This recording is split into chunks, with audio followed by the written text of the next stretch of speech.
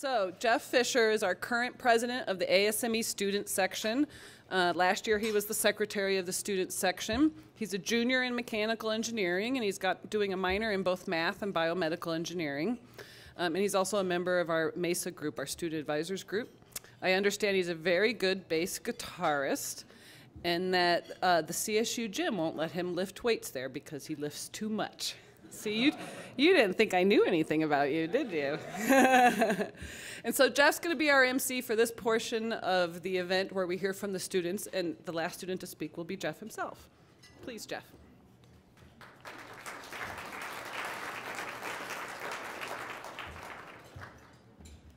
I'd like to thank you all for coming. I'd like to thank Dr. James for that very nice and very flattering introduction, so thank you. Real quick before we get to the first speaker, I would just like to thank all my ASME board members. You don't have to stand up or anything, but I really, really appreciate the work that you guys have put in, not only for this dinner, but just on the day-to-day stuff that we do. Y'all are great, and just thank you. I mean, keep it up, keep going. Come after the presidency in the spring. Anyway, I'd like to introduce our first speaker. She's a graduate student. Her name is Jennifer Vaughn, and she works in one of the labs at CSU, does a lot of good work. And without further ado, Jennifer.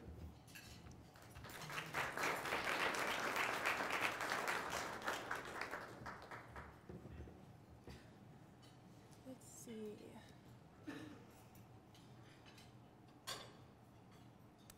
Get my PowerPoint up here.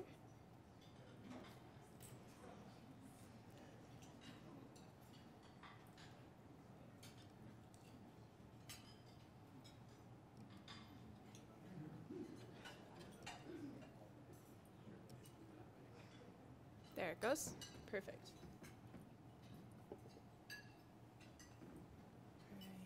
Can everybody hear me? Are we doing all right? Great.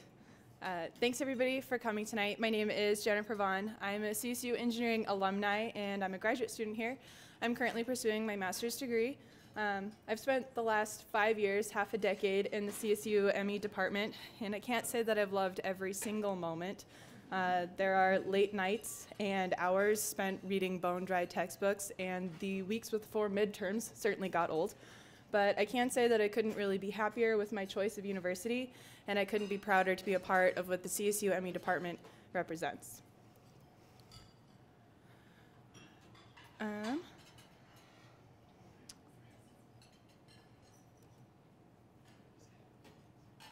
right, we're doing good.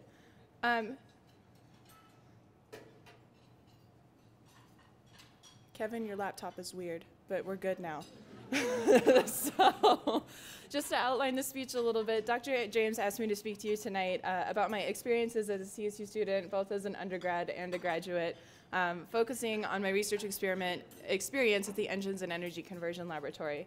I'll speak really briefly about my background personally, and then I'll review briefly 2 of the projects that I've been involved in during my time at the ECL. I've worked on significantly a dual fuel research project, and I'll touch on my thesis work really briefly as well. So going way back, I grew up in what used to be a very small town in Berthoud, Colorado. When I was growing up, we had 2 stoplights and an A&W, and that was pretty much it. I wanted to be a fine artist until I was 17 years old. And then my senior year of high school, I had 2 simultaneous revelations that I really wasn't that good at art. And engineering, I was pretty good at math and science, so I should probably thank my dad and my grandpa and my high school physics teacher for also explaining to me the economics of a fine art versus an engineering degree. But I decided to go forth as a first-generation student and go for a mechanical engineering degree, and I chose CSU because of our commitment to energy research, and because I already knew that Fort Collins would beat Boulder any day of the week. So, my sophomore year, I started working at the ECL, and I've worked there now for a little over 3 years.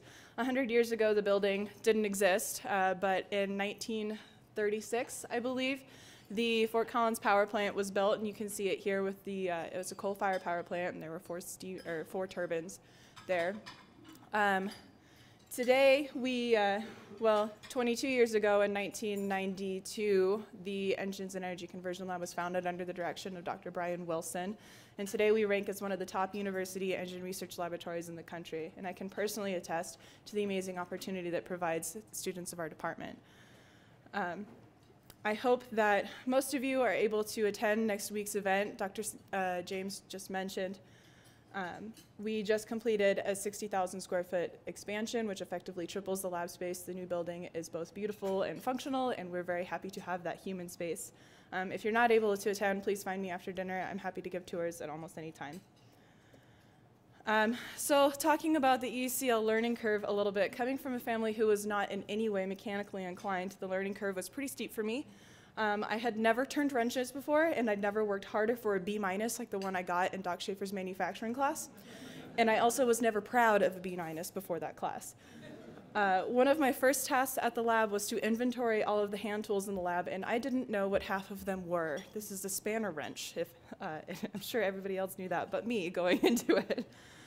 So I'd start to learn things, and then midterms would happen, and nothing would ever get done. And then midterms would be over, and I'd finally start to make some progress, and then I'd do something stupid, like wire something wrong and fry it, or try to tighten a bolt by turning it counterclockwise, or just turn it the wrong way. But nonetheless, I eventually started to learn things. Breaks were really great because we all got to spend time at the lab, and things would actually get done. So I kept at it. Eventually, I began to learn my way around, and after a few months, I was picked up by Dr. Daniel Olson to work on a sponsored project studying diesel derivative dual-fueled engines. Dual-fuel engines run on a diesel engine platform, but they have a pre-mixed air and natural gas mixture, which is aspirated into the cylinder, and this decreases diesel fuel consumption. Dual-fuel kits are aftermarket, typically. They're very flexible. They retain the ability to run the engine as 100% diesel. They provide similar power characteristics as a diesel, and natural gas is also significantly cheaper than diesel fuel, so this technology is really attractive to industry. However, the technology is also currently associated with high carbon monoxide and methane emissions, which are very detrimental, and the combustion kinetics are not necessarily completely understood at this time. So our project set out to address some of these issues and to investigate some of this. So there are two phases to the project. During phase one, we built an apparatus to test a series of catalysts for their ability to oxidize carbon monoxide or methane out of an exhaust stream. So we used a legacy CAT 3412, which is the engine you see here, to basically as a gas train to produce a volume of hot diesel gas, and then we injected carbon monoxide and methane into the exhaust stream in concentrations that we observed in the field. We have an apparatus which allowed us to sweep and monitor and control catalyst temperatures, as well as the space velocity, the velocity of the gas flowing through the catalyst. And so with these different apparatus and with this setup, we were able to test all of these catalysts in order to find things like the light-off temperature and how well that these catalysts actually worked, as well as to find an optimum operating range for each specific catalyst. So once we had shown that there were, in fact, catalysts that were able to oxidize methane from the exhaust stream, we began phase two, where we actually installed a dual fuel kit on the 6.8 liter diesel John Deere engine out at the engine's lab. The engine was instrumented with a lot of things, but most significantly with high frequency in-cylinder combustion pressure transducers, which they gave us an idea of what was going on inside the cylinder during operation. We performed a number of experiments on this setup over a course of many, many months, but we ran baselines according to ISO standards. We swept natural gas substitution at every operating load to try and find optimum conditions. We swapped out the camshafts, hoping to quantify methane slip during valve overlap. During all of these tests, we have significant emissions analysis capabilities at the engines lab, and we were able to capture emissions data for all of these tests as well. Oops. So the results of this work are currently being compiled into a PhD dissertation from an international student from Malaysia. She's also working on some CFD modeling of the combustion kinetics of the diffusion versus the premixed flames going on in the dual fuel engine. But as a result, we were able to recommend an improved map for natural gas substitution for this particular dual fuel kit. We were able to show that with exhaust after treatment and improvements in the operating regime, that the dual fuel engines are able to meet and exceed EPA Tier 2 standards. And we were also able to learn a little bit about what was going on in the cylinder during combustion and how these two fuels interacted and how that compared with the diesel baseline. So the dual fuel project wrapped up pretty much simultaneously with my bachelor's degree, and I'm now pursuing my master's at the Engines and Energy Conversion Lab. I'm still working with Dr. Olson. I'm working on designing and commissioning an industrially sized medium bore single cylinder research engine for future research use at the lab. Single cylinder research engines, SCREs, are pretty common in research, but most of them are compression ignition, and many are not really representative of the engine platforms used in industry. Single cylinders are ideal for some research problems. They're very good for combustion research because noise from the other firing cylinders, there is none. It's good for product development as only one set of hardware is required.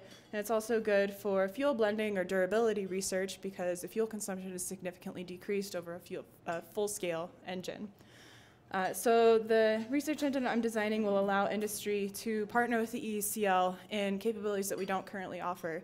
This engine is going to be spark-ignited natural gas, so it's very much in tune with the expanding natural gas industry in its platform.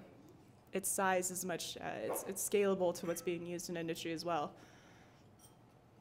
So in conclusion, I'm really looking forward to completing my master's requirements and joining industry. I know that my experiences at CSU and at the ECL have really set me apart from many of my peers, and I'm really forever grateful to my alma mater and the professors, students, faculty, and staff who make this place everything that it is. I hope in a decade you'll find me back here in one of the engineering hallways, maybe helping to build the next generation of CSU engineers. But thank you, everybody.